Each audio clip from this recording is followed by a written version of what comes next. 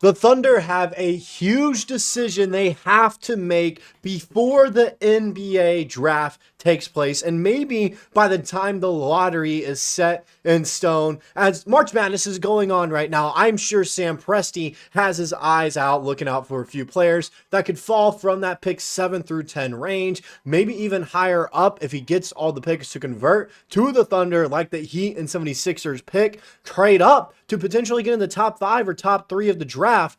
But that may not be the best course of action.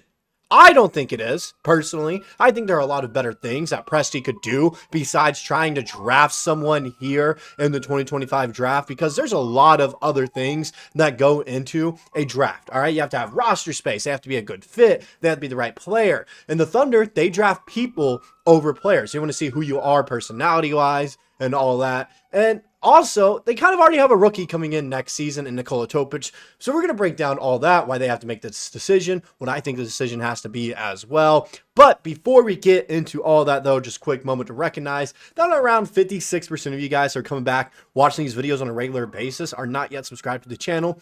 I want to even it out to 50-50 as much as possible. So if you guys enjoy the content that we're putting out, coming back on a regular basis, and you want to support the channel, but you don't know how to, best way to do so is just by hitting that subscribe button. It's free, simple, really easy to do. And like I said, this is the best way to support this channel and help me potentially, strive to do this for a full-time career and do it for a living. Now, with that out of the way, let's go ahead, get into talking about today's video. And like I mentioned, all right, the Thunder have a decision they have to make.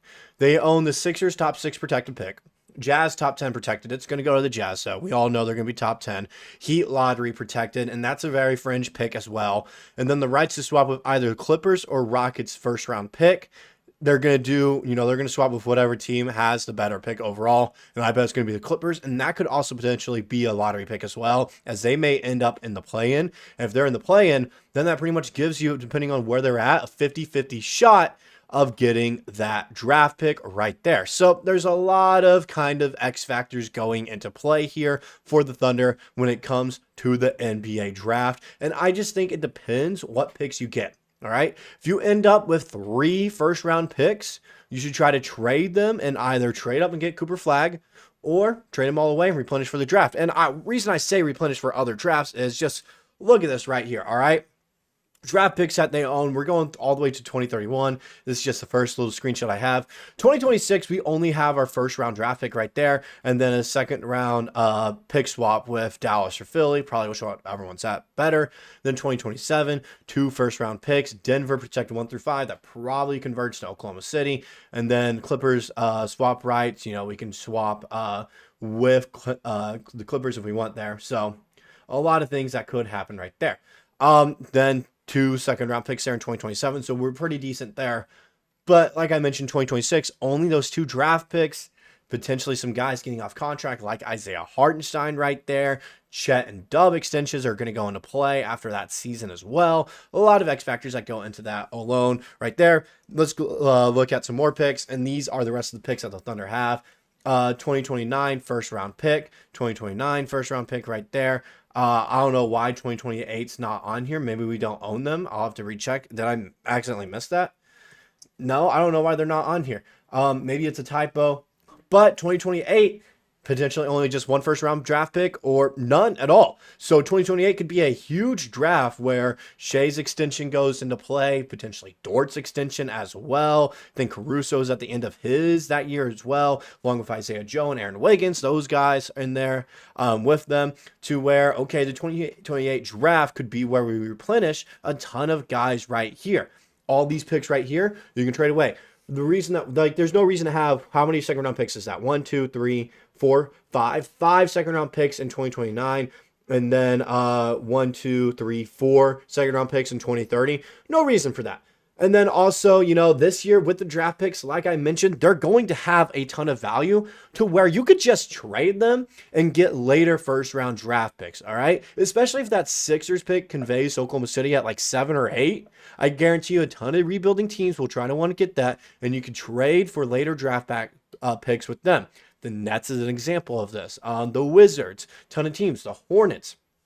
Ton of Eastern Conference teams are going to try to be getting that pick right there. You can trade it away and get 2 first-round picks, or even just a first and second-round pick later in different drafts, like 2028, 2026, right there, 2031, even later. Like, that's when you do that, all right? So you could trade all your picks, and that's personally what I think you should do if you're Sam Presti and the Thunder. Trade the picks that you get this year, because you're not going to have any roster spaces, all right? The Thunder have everyone locked up for next season already. They're not losing anyone, and to take in a rookie, you're going to need that roster space right there. So they're going to have to drop someone anyways if they take in a rookie. Trade him or cut him. Now, I don't see Presti cutting or trading any player on the Thunder. I don't see that happening. So you want to be able to bring in a rookie anyways. So go ahead, trade them. You'd have no use for the picks. Just replenish for later drafts. Secondly, Nikola Topic. You already have a rookie coming in technically in Topic, and he is a great player. I was upset originally when the Thunder drafted him because he had a torn ACL. I get that. All right? I was very upset. The more I look at his tape, the more I think of the circumstance, I think he's going to fit in well.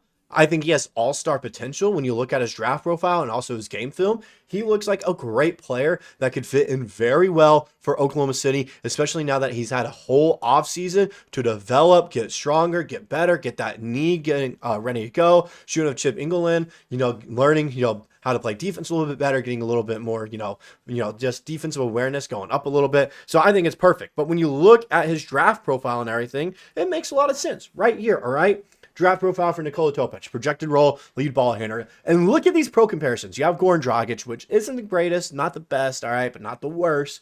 But then Shai Gilgeous-Alexander is one of his comparisons. And Shai Gilgeous-Alexander had a very similar profile to Nikola Topic when he was coming in. Now, I'm not saying he's going to be on Shai level, but their draft profiles are very similar. This is what they had to say.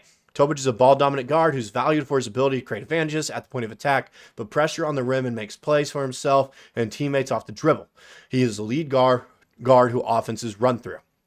Goran Dragic has been a popular comparison for Topic due to their similarly effective uses of changing speed, body control, touch, and IQ to compensate for limited explosion. While Dragic finished his pro career with positive three-point shooting numbers, he wasn't considered a shooting coming in. Topic has also been inconsistent from behind the arc, but his shot-making flashes and free throw percentages suggest his jumper is poised to improve. So right there, that is a great sign. If you're a Thunder fan, if you're, like me and everything, like that is a great sign right there for Topic, all right? The comparisons that he's getting, the free throw numbers, and all those kind of benefits that he's permanently going to bring in, that's something you want to be looking out for, okay? Let's look at some other things that they've said, all right? These are some of his strengths: rim pressure and finishing. Possessions run through Topic, given how effective he is at beating teams' defenses in transition, creating advantages with his handle, timing and change of speed at the point of attack, stuff like that. Playmaking, arguably the most productive pick and roll assist man in the class, is referring to the 2024 class, which is a little bit, on the weaker side, but they did produce some good role players. Topic has classic point guard vision and passing instincts on the move, the ability to manipulate defenses, draw attention, and find that man should continue to work in the NBA, where at the least, if nothing else translates, teams can bank on his being able to facilitate and set up teammates. And then confidence and aggression, all right? Talking about FIBA, playing in the whatever league that is. I'm not going to try and pronounce it because I know I'm going to butcher it right there in the Euro League and everything. All right. He's going to have confidence. All right. He's already been at the pro level before. He's going to another pro league. He's not going to be worried about, am I strong enough and everything? No. He's going to be fine. He's going to be ready. He knows the pace of play, at least to a point and to an extent. He's going to be fine. And like I said, all right, with the draft picks, just looking at where these picks could fall, this is the first sim that I did on Tankathon. I had Philly dropping to 8 right there. Okay. Doesn't have the Heat here in the lottery. Oh, wait, it does. Does have Miami there. My bad. Just saw them. So, like I said, one of those things where it's very wishy-washy. Could get that one pick, then the Clippers pick right there. Or Houston, if it does have a better pick. Like, it has to be their own pick. It can't be that Phoenix to Houston pick. And, it has to be their own pick, I'm pretty sure.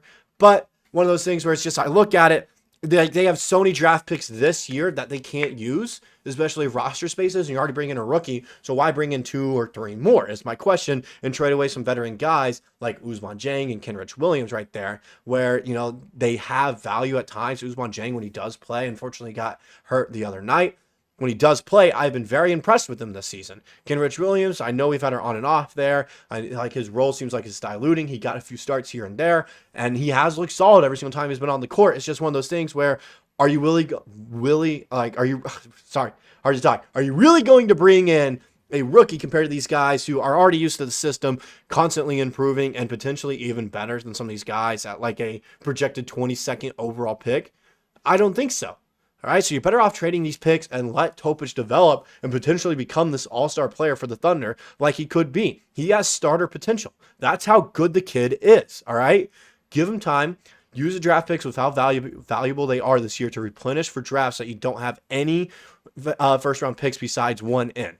So when those contracts are going to play like Chet and Dub and Shai and Dort, because you want to try to keep Dort on for the long term as well alongside Shai, you have role players that are young and on cheap contracts to build around this squad and keep a potential dynasty going. But that's my 2 cents. That's my personal opinion. Let me know what you guys personally think, what the Thunder should do with all these draft picks, as it is going to be a huge decision for Sam Presti after the finals. So I got. See you guys in the next one.